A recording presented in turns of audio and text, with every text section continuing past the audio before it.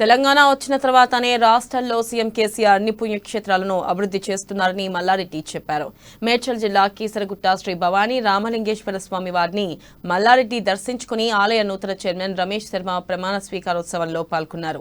రానున్న శివరాత్రికి భక్తులకు ఎలాంటి ఇబ్బందులు కలగకుండా కీసరగుట్టలో ఏర్పాట్లు చేయాలని నూతన చైర్మన్ రమేష్ శర్మకి మంత్రి సూచించారు.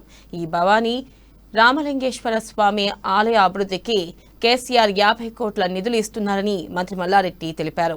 ఇక ఆలయ అభివృద్ధికి ప్రతి ఒక్కరూ కృషి చేయాలని మల్లారెడ్డి ఆదేశించారు. ఈ కార్యక్రమంలో MPP Nagaram municipality chairman, Dammaiguda municipality chairman నాయకులు పాల్గొన్నారు.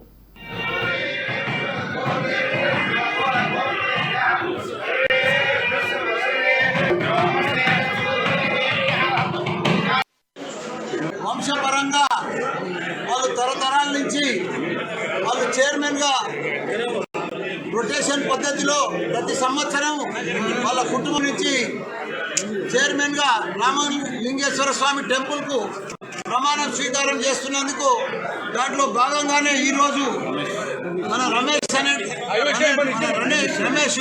శర్మ గారు ఈరోజు రామలింగేశ్వర స్వామి టెంపుల్కు మన చైర్మన్గా ప్రమాణ స్వీకారం చేసిండు. దానికి మా చైర్మన్ కానీ జిల్లా చైర్మన్ ఈరోజు నేను 5వసారి మా జనరేషన్లో ప్రమాణ స్వీకారం మా ఫాదర్ చనిపోయిన తర్వాత చేయడం జరుగుతుంది. 2000లో ఒకసారి చేసిన, 2006, 2014, 2018 మరి ఇప్పుడు 5వసారి చేయడం జరిగింది. మంత్రి గారి జిల్లా పరిషత్ చైర్మన్ గారి ఆధ్వర్యంలో నేను ప్రమాణ స్వీకారం